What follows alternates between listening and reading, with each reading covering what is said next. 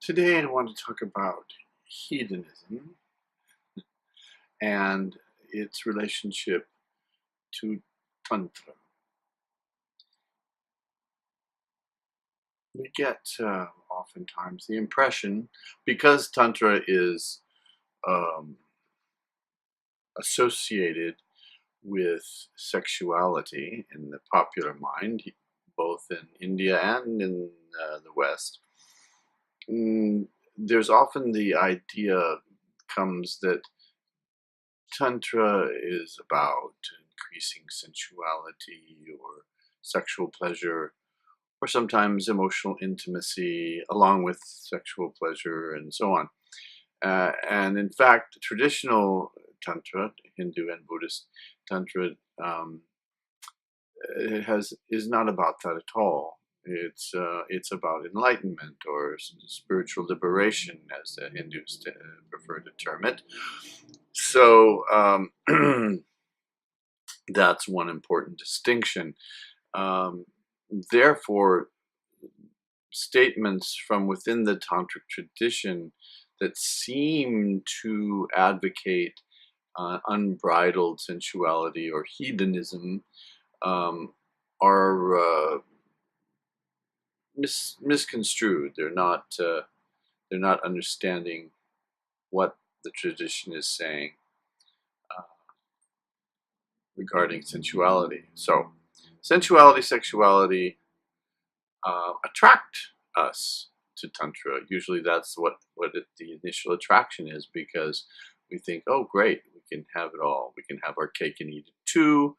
Um, we can be fully ourselves and our sensual selves in the world and have spiritual enlightenment, which is kind of a paraphrase of what Tantra promises, specifically yoga and bhoga, yoga being um, self-realization, or usually associated with self-discipline, and particularly mental discipline, and bhoga, often translated as enjoyment, but more accurately translated as experience. Not only happy and pleasurable experiences, but unpleasant experiences are also bhoga. The distinction is that Tantra is trying to make with this yoga bhoga statement is that within Tantra there is no mandate or rule that you have to withdraw from the world. You have to become a monk or a nun and withdraw sensual pleasures, and give up sex and all of that stuff in order to be enlightened. It doesn't mean that you don't have to be disciplined. In other words, yoga has to be there. There has to be mental discipline, sometimes physical discipline, and along with the bhoga. Otherwise, it is no longer tantra, but hedonism, which is not what we're advocating at all.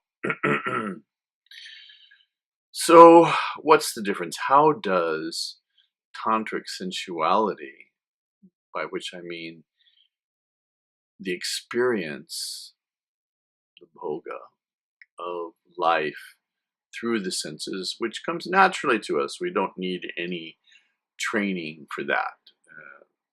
Senses are created outgoing, as the Upanishad says. I think it's a Katha Upanishad.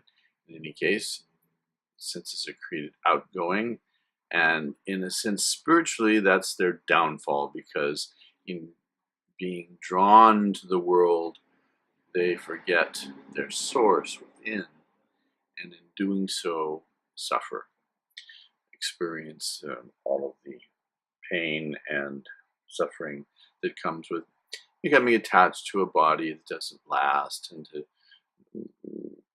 desiring things that also don't last, and clinging to them. The desire for them isn't so much the problem, it's the clinging that's the problem, as the Buddhists are so eager and clear about. And that's a good thing we learn from them.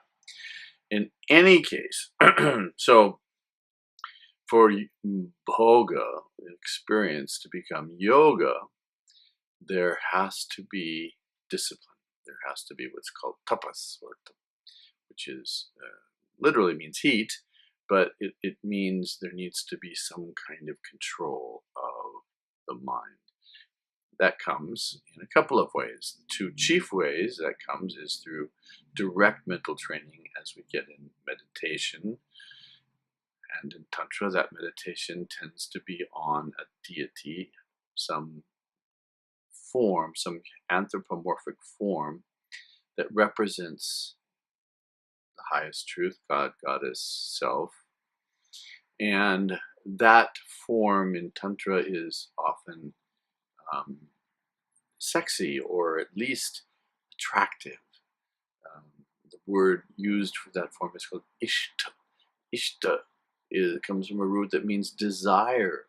So that which is desired is ishta. And the ishta then is the most precious desired being. And so meditation on that becomes somewhat easier because we visualize this deity in some form that appeals to our heart and minds. And so we use the natural quality of the mind to be drawn to that which is appealing in order to draw the mind inward into meditation on the Ishta. Okay? So that's one of the major disciplines, one of the ways that the mind gets trained to convert bhoga into yoga, seeing the divine in an anthropomorphic form or some substitute for that, and then directing attention to that intentionally in order to develop the ability to hold a visualization for a certain period of time, which will become more important in the deeper levels of practice. Okay. Then the other regular practice is mindfulness. And mindfulness in traditional Tantra is trained, is learned within a ritual context. So a ritual, a holy, sacred ritual, is made holy and sacred by its setting and the mindset that you have going into that setting, and then how you comport yourself within that setting. And all of those things in tantric ritual are spelled out for you. So you have a temple or a shrine, you have a divine image, and then you relate to that image in ways that pretty much reflect your daily life. Welcoming a guest, offering him or her food and water, offering them water to wash themselves, and pleasant experiences like flowers or music.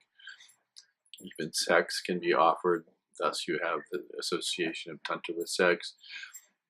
Basically anything that's sensual can be offered to the divine, and in offering all sensual experiences to the divine within a sacred context, one begins to train the connection of the mind and the sensory experience with the divine being.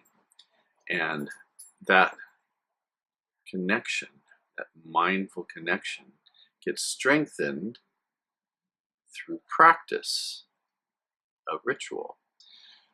Now, what about the rest of life? Well, since what's done within the ritual basically reflects the ordinary processes of life, it's not a huge step to generalize your experience from within the sacred context into your world, into your ordinary life.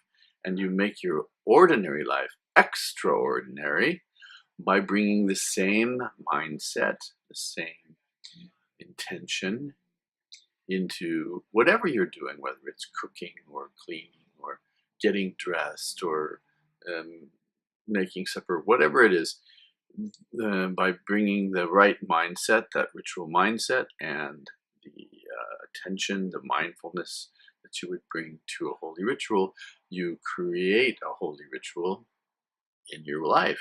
And so your life from the moment you wake until the moment you go to sleep is a ritual, becomes sacred.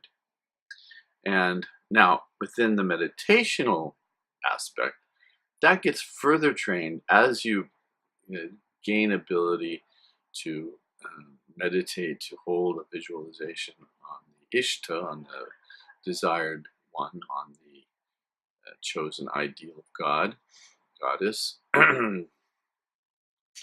Then there are other yogic practices that use that trained ability to hold the visualization, to do more elaborate visualizations that help deconstruct the material experience of the world, the experience of the world as materiality, deconstruct them into their spiritual source, and then to reconstruct an experience of the world out of spirit that then transforms your view, your experience of the world into a continuous spiritual vision. And Ramakrishna used to talk about jnana yoga, which is jnana is knowledge. So jnana is knowing, having the knowledge that one's essential nature is consciousness. And then he used to say beyond jnana is vijnana, extraordinary knowledge. And the extraordinary knowledge is that not just that yourself is consciousness, but that the whole world is also that same consciousness, and that your experience, whether it's pleasant or unpleasant, happy or sad, painful or joyous, it's all one continuum of consciousness in all these various manifestations, and not just an intellectual notion about that, but the actual experience of that. And that's considered liberation.